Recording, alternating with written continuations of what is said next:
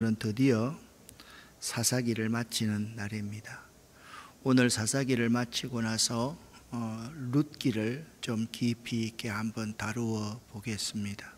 사사기, 룻기, 그리고 그 다음에는 어떤 책을 다루게 될는지 여러분과 함께 의논하면서 여러분이 가장 어렵게 생각하고 알고 싶은 그러한 성경 가운데 한 책을 또 강해토록 하겠습니다.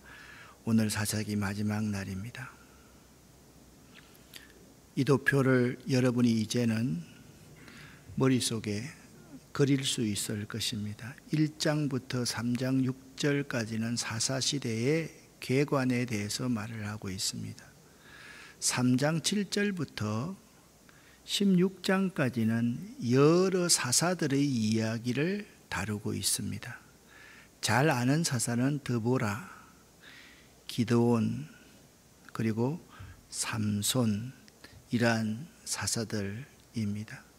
그리고 결론 부분인 17장부터 21장까지는 이스라엘 백성들이 얼마만큼 죄 가운데 있는지를 우리에게 여실히 보여주는 이야기가, 그러니까 17장부터 21장에 있는 내용들은요,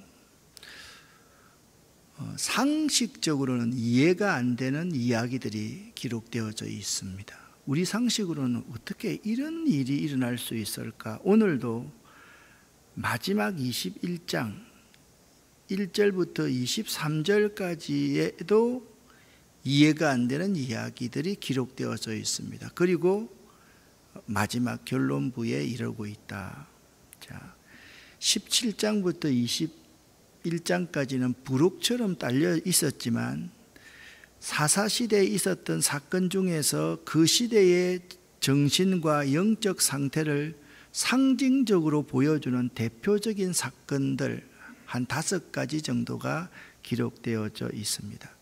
자, 지난 수요일 날 여러분 이스라엘과 베냐민의 전쟁에 대해서 생각을 해보았습니다. 그러니까 기브아 거민들이 아주 레위 사람의 첩에 대해서 아주 형편없는 짓을 행한 거예요.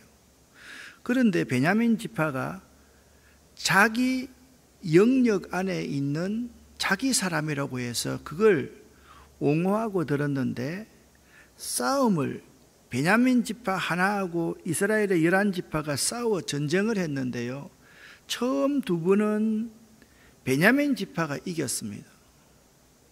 그리고 마지막 한 번은 베냐민 지파가 베냐민 지파에서 남자들이 아예 남아 실을 말리는 전쟁, 그 사건이 벌어진 겁니다. 자, 3번 싸웠는데 2번은 나쁜 짓을 했던 베냐민 지파가 이겼고, 한 번은 조금 덜 나쁜 짓을 했던 온 이스라엘 백성들이 이겼습니다. 이것이 우리에게 보여주는 것은 뭐냐면 하나님은 동족 간에 피비린내 나는 싸움을 좋아하지 않으신다. 그래서 2번 지고 1번 이긴 사건을 통해서 우리에게 보여주시고 있는 것입니다. 그런데도 베냐민 지파도 돌이키지 않고 이스라엘의 11지파도 돌이키지 않았습니다. 베냐민 지파는요 2번의 승리에 도취되어 있었고요, 이스라엘 연합군은 나름대로의 종교 행위만을 더 열심히 해갈 뿐이었습니다. 하나님께 묻고 저물도록 운 후에 하나님께 다시 묻고 그 다음엔 언약궤를 갖다 놓고 날이 저물도록 금식하고 번제와 화목제를 드리며 울었음에도 불구하고 그것이 진심에서 우러나온 회개, 그것과는 상관없는 종교적인 행위였던 것입니다.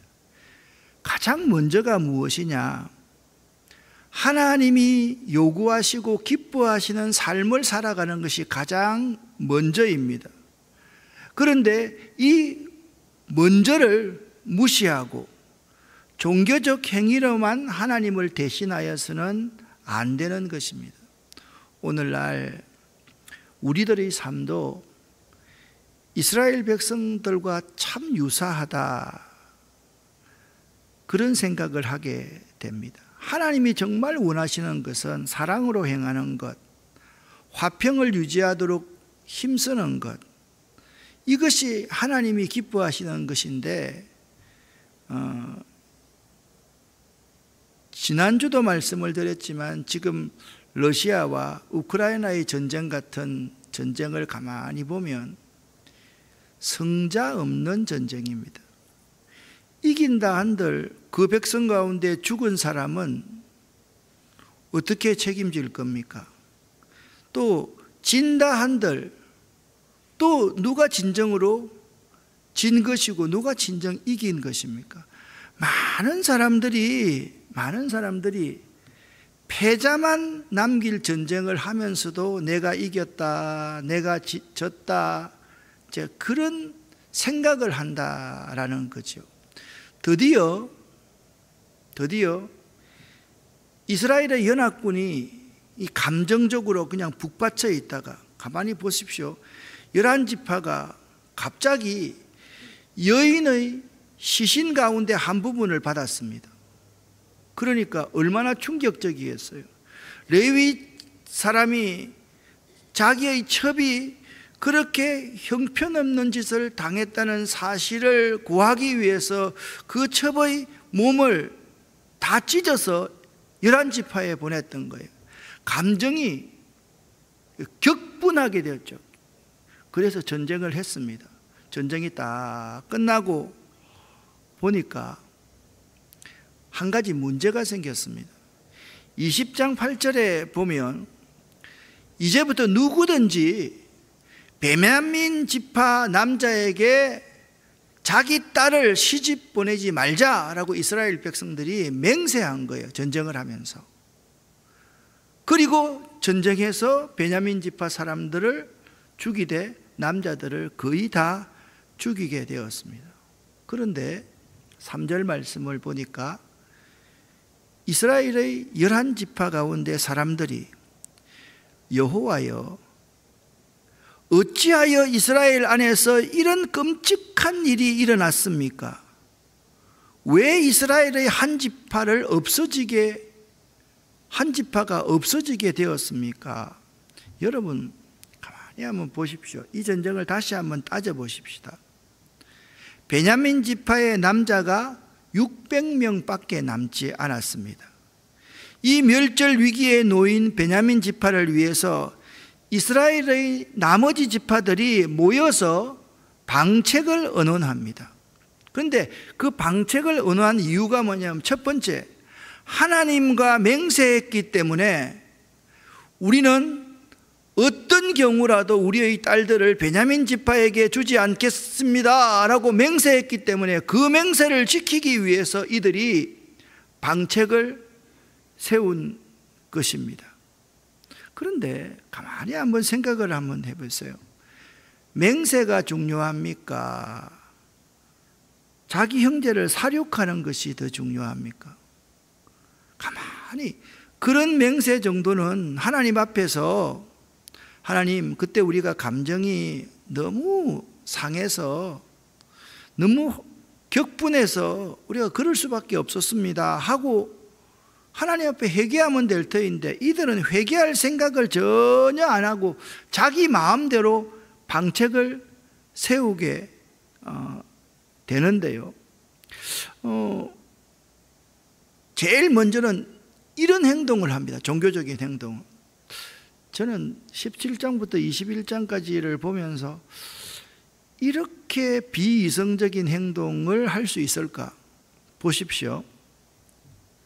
자기들이 베냐민 지파 남자들을 다 죽여놓고 온 이스라엘 지파가 베냐민을 위하여서 저녁까지 대성통곡하며 하나님 앞에 번제와 화목제를 드렸다라고 그렇게 말씀하고 있습니다.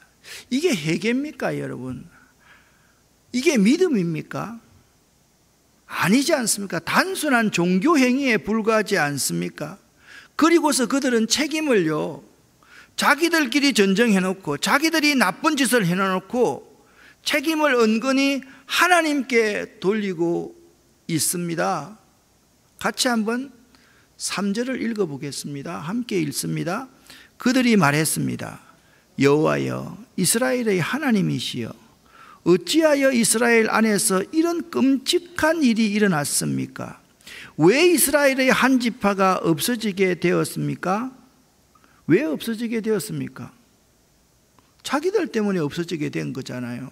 그런데 하나님에게 책임을 전가하고 있는 모습을 볼 수가 있습니다. 그들은요, 베냐민 지파를 치기 위해서 이제 하나님께 하다가 그래, 누군가의 희생양을 찾아야만 되는 거죠. 베냐민 지파를 치기 위해서 우리 모든 11지파 사람들은 미스바로 다 모여라, 그런 영을 내렸습니다. 그런데 그들 가운데서 길르앗 야베스 거민들이 그때 미스바에 모이지 않았던 거예요. 잘됐다. 길르앗 거민들을 쳐서 거기에서 처녀 400명을 데려다가 600명에게 건네주자. 그리고 해마다 여호와의 절기에 실로에서, 실로는 그 시대에 하나님께 예배드리는 모든 것이 집중되어 있는 그러한 장소입니다. 실로에 나와서 모든 백성들이 춤을 출 때 베냐민 지파로 하여금 딱 숨어 있다가 이 춤추는 아리따운 아가씨들을 납치해 가도록 장로들이 그 계획을 세워가지고 베냐민 지파에게 숲에 너희 600명은 숨어 있어라. 600명 가운데서 힘이 좋은 애들이 400명 정도 이미 갔으니까 나머지를 납치해서 그렇게 살면 될 것 아니냐, 그런 생각을 꾸며대기 시작했습니다.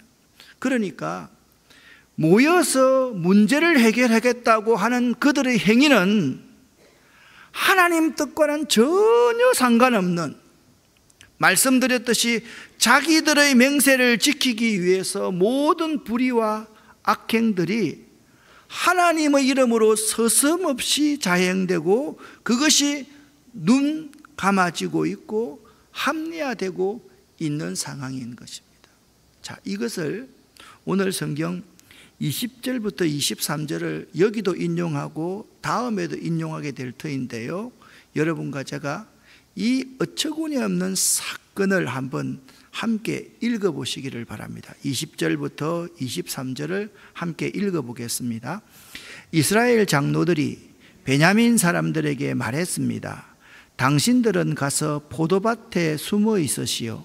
실로에서 젊은 여자들이 나오는 것을 잘 지켜보다가 젊은 여자들이 춤을 추러 나올 때 포도밭에서 달려 나오시오. 그리고 각 사람이 젊은 실로 여자 한 사람씩 붙잡아 베냐민 땅으로 가시오. 만약 그 젊은 여자들의 아버지나 오빠들이 우리에게 찾아와서 따지면 우리는 이렇게 말해 주겠소. 베냐민 사람들에게 친절을 베풀어 줍시다. 우리는 전쟁을 할 때에 베냐민 각 사람에게 아내를 주지 못하였소.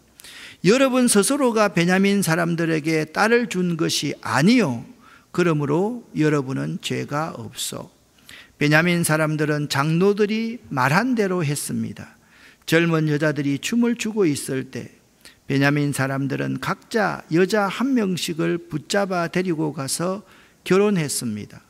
그리고 그들은 하나님께서 그들에게 주신 땅으로 돌아갔습니다. 그들은 다시 성을 짓고 그 속에서 살았습니다. 아멘. 제가 이번에 다녀왔던, 제가 거의 20년 동안 왔다 갔다 하던 그 키르기스탄이 아직까지도 보쌈이라는 안 좋은 전통이 있습니다. 그러니까요, 지금은 불법인데 옛날에는요, 제가 20년 가까이 전에 갔을 때 거기 있던 애제 하나, 여자 자매 하나도 갔다 와서 들으니까 누구에게 보쌈 당하였다, 그래서 기도해 달라고 그렇게 제목이 왔습니다. 보쌈을 당해서 그날 밤에 그 남자에게 그 여인이 피해를 당하고 나면 아침에 여인이 막 울고 있을 거 아닙니까? 그러면 그를 찾아오는 사람이 누군지 아세요? 시어머니라는 사람이 찾아와서 얘야, 나도 보쌈을 당해서 이렇게 살고 있지만 이렇게 잘 살고 있지 않니? 너도 참고 잘 살아라.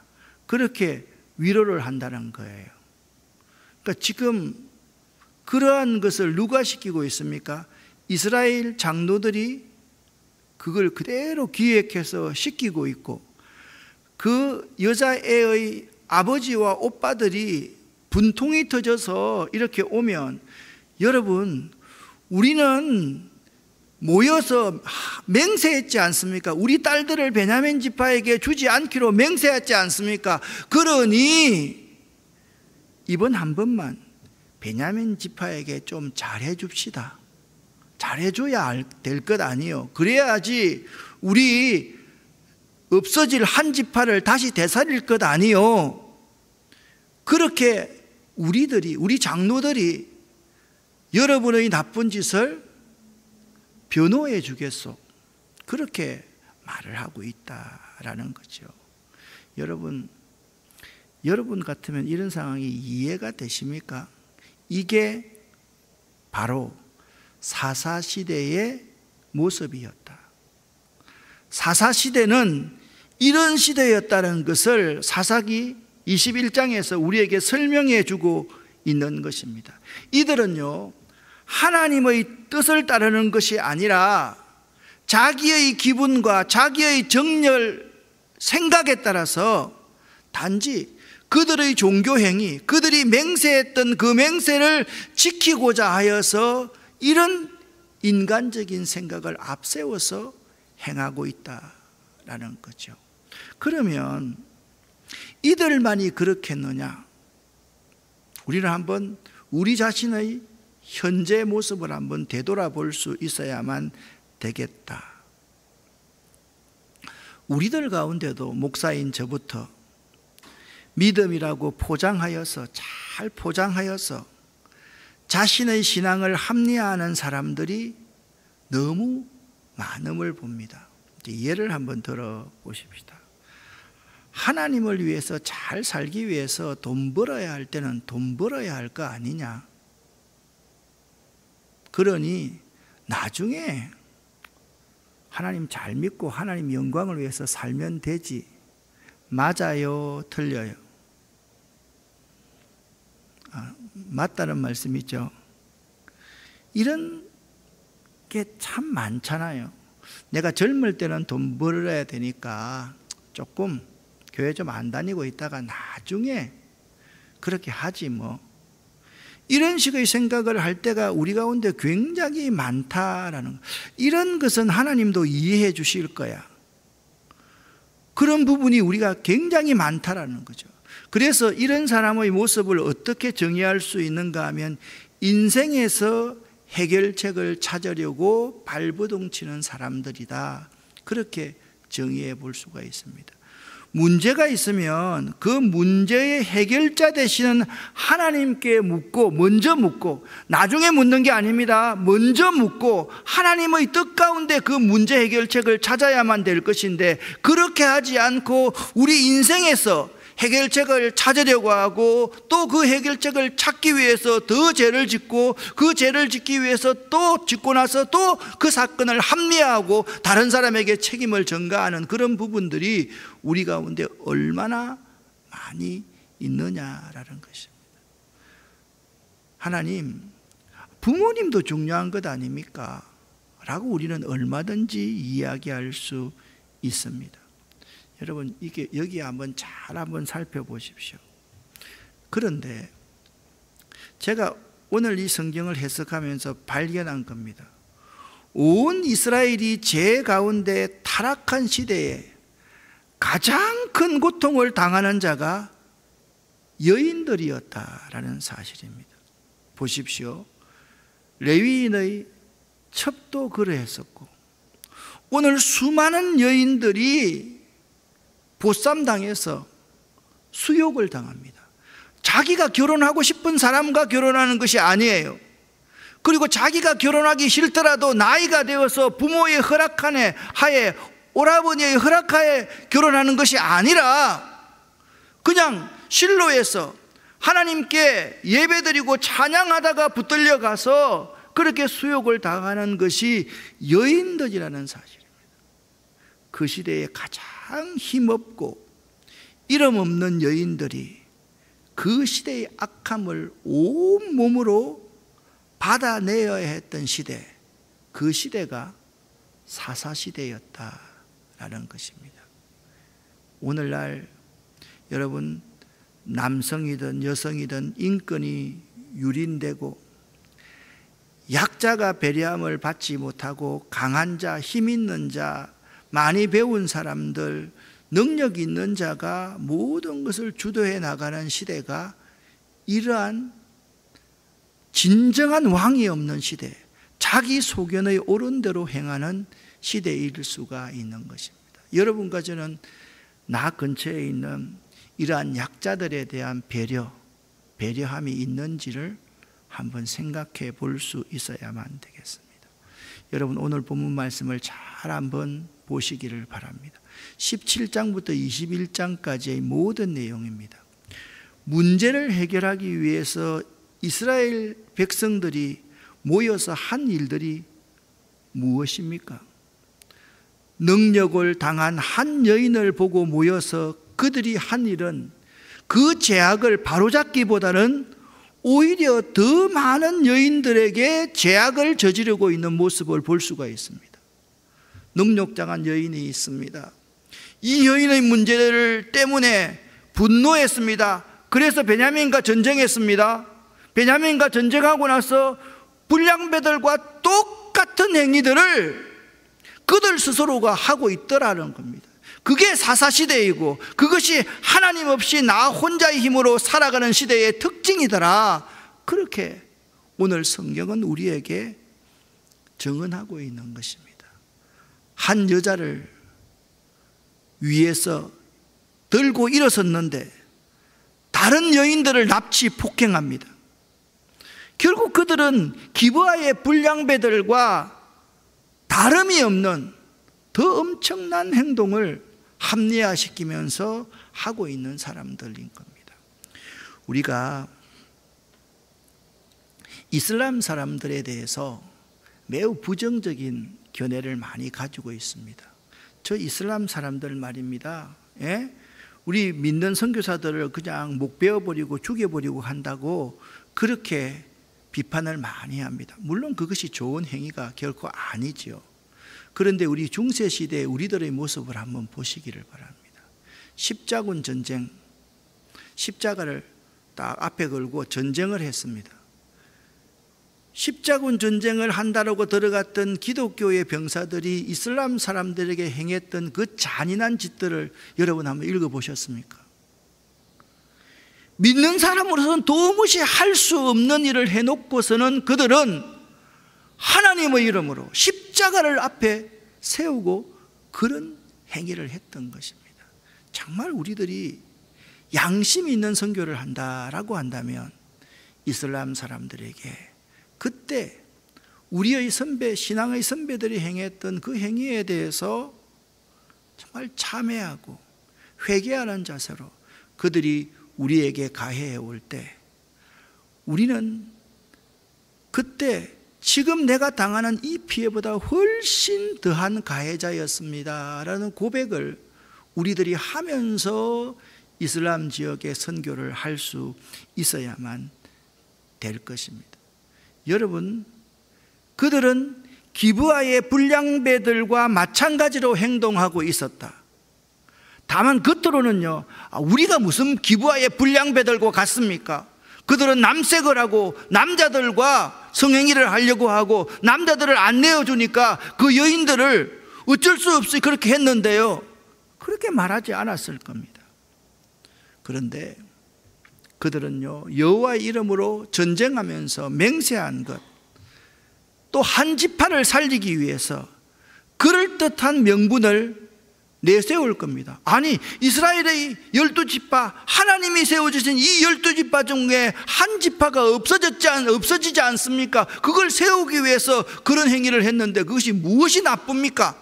라고 자기 스스로의 명분을 내세울 것입니다. 여러분, 그럴 수밖에 없다고 핑계댈지는 모르나 그렇게 해서는 결코 안 되는 것이 하나님의 방법임을 알아야만 됩니다. 사랑하는 여러분, 여러분과 저는 사사기를 읽고 있습니다. 사사기의 주인공은 사사들이 아닙니다. 사사기의 주인공은 하나님입니다. 사사기를 바라볼 때 인간의 눈으로 사사기를 바라볼 것이 아니라, 삼손의 눈으로 사사기를 바라볼 것이 아니라, 기드온의 눈으로 사사기를 바라볼 것이 아니라 하나님의 눈으로 사사기를 바라볼 수 있어야만 합니다. 힘센 사람 삼손, 그 삼손이 기둥을 무너뜨려서 모든 원수들을 다 죽였어. 그리고 하나님께 영광 돌렸어. 이런 관점이 아니라는 거예요. 삼손이 왜 그렇게 철저하게 타락해 갈 수밖에 없었는지 우리는 하나님의 관점으로, 믿음의 관점으로 사사기를 볼 수 있어야만 한다라는 것입니다.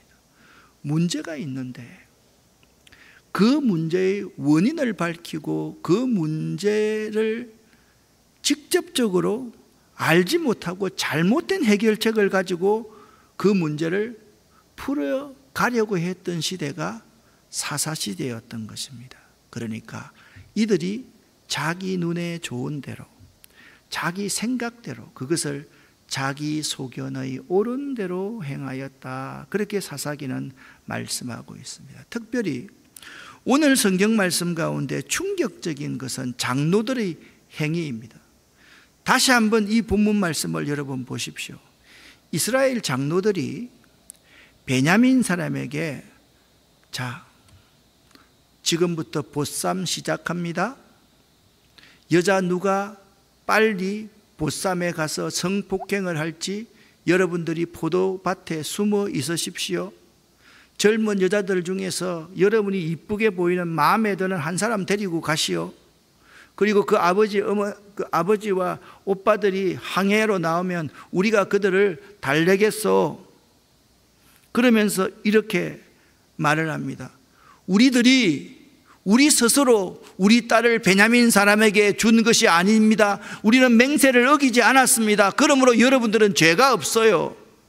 여러분, 이 말은 바꾸어 말하면 이 사실이 죄인 줄 알고 이스라엘 장로들이 베냐민 지파에게, 베냐민 지파는 그렇게 행하고 있다는 사실을 우리에게 여실히 보여주고 있습니다. 23절 말씀입니다. 그러므로 여러분은 죄가 없어 베냐민 사람들은 장로들이 말한 대로 했습니다 라고 말하고 있습니다. 결국요, 문제의 해결점을 하나님의 뜻 가운데 찾아야만 하는데, 문제는 다른 문제를 불러일으킵니다. 자, 기브아에 있는 이 악한 사람들이 나쁜 짓을 했습니다. 그러면 딱 한 가지 문제 해결책이 있습니다. 뭡니까? 베냐민 지파 자신이 자정 능력을 행하여서 그 기브아의 그 악한 젊은이들을 처단하면 끝나는 겁니다. 그런데 그들은 우리 지역이다, 우리 편이다, 우리 도다, 내가 지지하는 정당이다, 그렇게 생각해서 그걸 자기 편이라고 옹호하고 감싸는 거예요. 그러면 이쪽에서는 계속해서 대화를 하면서, 11지파는 베냐민 지파와 대화를 하면서 왜 그것이 나쁜지를 충분히 설득하고 이해시키고 대화하고 또 대화하고 협상하고 또 협상해야만 되는데, 바로 일어나서 맹세해놓고 나서 전쟁을 해서 그들을 다 죽여버렸다라는 사실입니다. 그래서 인생에서 문제를 찾으면요, 더 큰 문제가 일어나고요, 그 문제는 더 심각해지고요, 더 악해지고 더 잔인해져서 걷잡을 수가 없다라는 사실을 우리는 알아야만 합니다. 정말 암울하게 되는 겁니다. 사랑하는 여러분에게 묻습니다. 여러분은 어떤 문제가 있으면 그 문제의 해결책을 하나님께 찾습니까? 아니면 여러분의 인생 가운데 찾습니까? 어떻습니까? 어떻게 해오셨습니까? 사사기의 결론입니다. 여러분은 문제가 있을 때 그 문제를 어떻게 해결했냔 말입니다. 이것은 저에게도 똑같은 질문입니다. 오늘날 우리 시대가 아마 사사시대가 아닌가. 이 결론이 사실 미가의 집에 산당을 지은 것이나 베냐민 지파의 행동이나 온 이스라엘 백성이나 거기에 참여했던 레위 사람이나 모두가 다 무엇을 말씀하고 있는가 하면 문제가 있을 때 문제의 해결책을 하나님께 찾아야만 되는데 자꾸 인생에서 찾으려고 했다라는 사실입니다. 오늘 이러한 이스라엘의 시대를 잘 드러내 주는 것이 결론인 24절 25절 말씀입니다. 1장부터 21장까지를 쭉 하면서 11장 24절 25절에 이렇게 말씀하고 있습니다. 여러분, 이스라엘 백성들은요, 보세요. 세 가지 문제를 해결했습니다. 그들은요, 자신 중에 있는 악을 징벌했습니다. 그 악이 무엇이었습니까? 베냐민 지파였습니다. 두 번째, 자신들의 맹세도 어기지 않았습니다. 하나님 앞에 종교적인 행위도 온전하게 행하게 되었습니다. 세 번째, 그들은 그들의 한민족인 베냐민 지파의 기업이 끊어지지 않게 되었기 때문에 이스라엘 백성들은 잘했어, 맞아, 모든 것이 잘 해결되었다고 생각했을 거예요. 다시 한번 말씀을 드립니다. 자신들 중에 있는 악도 해결해버렸고, 자기들이 종교적으로 했던 하나님 앞에 맹세도 어기지 않았고, 세 번째, 자신의 한 핏줄인 베냐민 지파의 대도 끊어지지 않게 만들었습니다. 얼마나 완벽한 행위입니까? 그래서 오늘 24절에는 이렇게 말씀하고 있습니다. 그것을 해결한 후에 악도 해결하고요, 다 해결한 후에 이스라엘 사람들도 각기 자기 지파와 가족들이 있는 하나님께서 주신 땅으로 되돌아갔다, 그렇게 말하고 있어요. 이게 뭐냐면 사사시대의 모습입니다. 그런데 성경은, 인간들은 이렇게 해석했지만, 그래, 우리에게 처해 있는 모든 악도 다 해결했고, 그리고 여러 가지 모순된 문제에 대한 해답도 다 찾았다. 각기 하나님께서 주신 땅으로 되돌아갔다. 그런데 21장 25절에 이렇게 결론 맺고 있습니다. 함께 읽어보겠습니다. 그때 이스라엘 사람들에게는 왕이 없었습니다. 그래서 사람들마다 자기가 하고 싶은 대로 했습니다. 아멘. 그때 이스라엘 사람들에게는 여호와 하나님이 없었습니다. 진정한 예배도 없었습니다. 그래서 사람들마다 자기가 하고 싶은 대로 했습니다. 우리들도요, 이럴 때가 참으로 많습니다. 우리 자신 중에 있는 모든 문제도 해결했고, 내가 종교적인 행위도 완벽하게 다 하고, 우리 중에 부족한 사람들 우리가 다 충족해서 다 채워주면, 아, 퍼펙트해. 그리고 하나님께 찬양하고 영광 돌리면서 하나님이 주신 그 기업으로 돌아갔다라고 생각하지만, 성경은 우리에게 분명히 말합니다. 모든 사람이 죄를 범하였음에 하나님의 영광에 이르지 못하더니 사람들마다 자기들이 하고 싶은 대로 하며 살아갑니다 라고 증언하고 있다라는 거죠.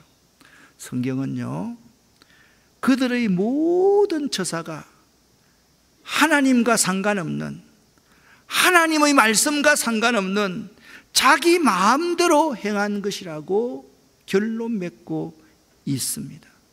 이들의 그러한 열정, 열심은 하나님과 아무런 상관이 없었던 것입니다. 여기서 우리는 우리들의 현재 모습을 볼 수가 있습니다. 목사인 저도 마찬가지일 수 있고 여러분도 마찬가지일 수 있습니다. 여러분이 교회에서 열정적으로 봉사하지 말라는 말씀은 결코 아닙니다. 내가 정말 교회에서 열정적으로 열심을 다해서 봉사하고 있는데 그 열정과 열심이 혹시나 하나님과는 아무 상관없는 내 스스로의 종교성을 만족시키는 그러한 열심이 아닌지를 한번 이 시간 생각해 보실 수 있기를 바랍니다. 사사시대는 우리에게 그걸 묻고 있습니다. 인간은요, 하나님의 사랑을 끊임없이 저버릴 수밖에 없는 존재이다. 그 이유가 뭐냐? 자신 가운데 참 왕이신 하나님께서 떠나셨기 때문에. 오늘 새벽에 에스겔서 43장 44장 말씀을 보면, 에스겔서 11장 12장 말씀에 보면 이스라엘 백성들이 죄를 범하고 불순종하고 교만하고 우상숭배를 하니까 하나님이 그 동문을 통해서 떠나셔서 그 동편 산에 머무셨다가 다시 하나님이 되돌아오셔서 그 성전 가운데 하나님의 영광으로 가득해 하셨다. 그렇게 성경은 말씀하고 있습니다. 우리가요, 참 왕이신 하나님을 떠나면 우리에게 끊임없는 고통이 다가올 수밖에 없다라는 사실을 알아야만 합니다. 그런데 사사기는 이렇게 끝나지 않고 있습니다.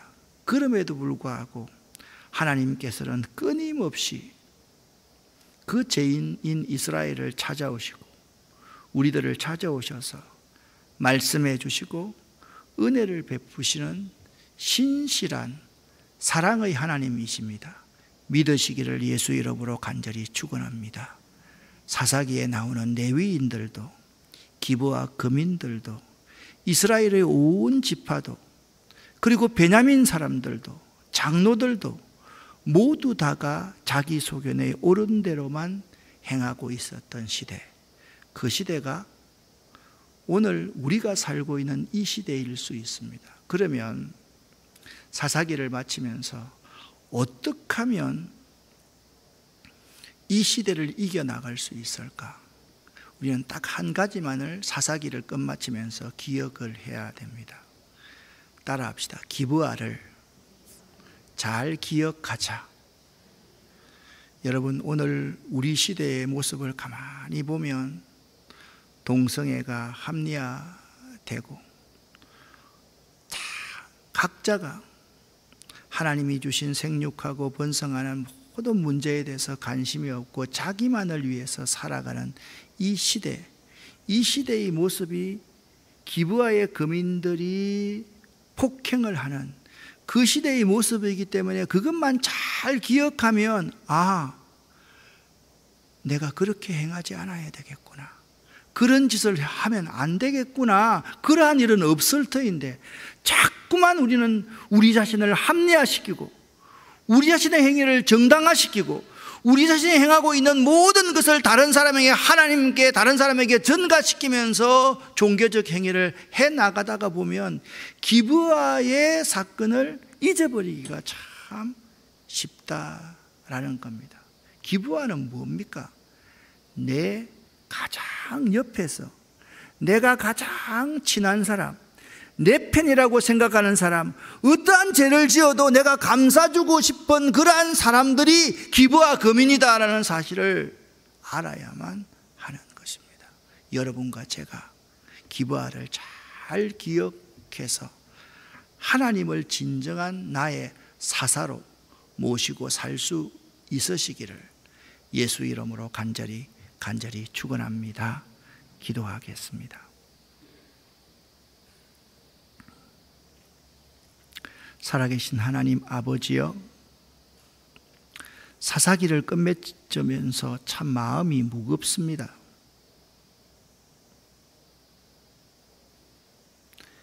그 미가의 집의 어머니와 아들이 우리들의 모습이고, 기브아의 폭행자가 우리들의 모습이고, 그들을 감싸고 있는 베냐민이 우리들의 모습이고, 11지파의 모든 사람들의 모습이 우리들의 모습이며, 우리들이 우리 속에 있는 악을 제거했습니다.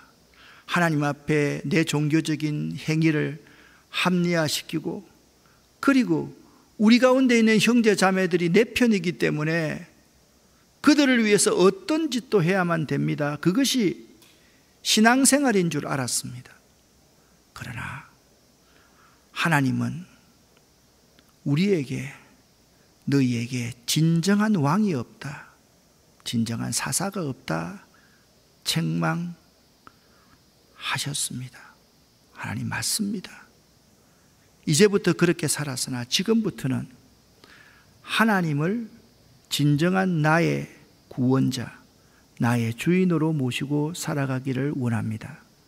하나님의 성령을 우리에게 부어 주시옵소서. 우리만 버려두시면 우리는 또다시 죄를 지을 수밖에 없습니다. 또다시 나 자신의 힘으로 이 세상을 살아갈 수밖에 없습니다. 교만할 수밖에 없습니다. 불순종할 수밖에 없습니다. 나 혼자의 힘으로 살아갈 것입니다. 그리고 하나님보다 더 사랑하는 것들을 많이 만들 것입니다. 하나님, 저희들을 혼자 버려두지 마시고 임마누엘의 하나님께서 우리들과 함께하여 주시옵소서. 함께 하시는 하나님을 믿고 우리가 하나님 앞에 올바로 살아갈 수 있도록 도와주시옵소서. 예수 그리스도의 이름으로 축복하옵고 간절히 기도 올립니다. 아멘.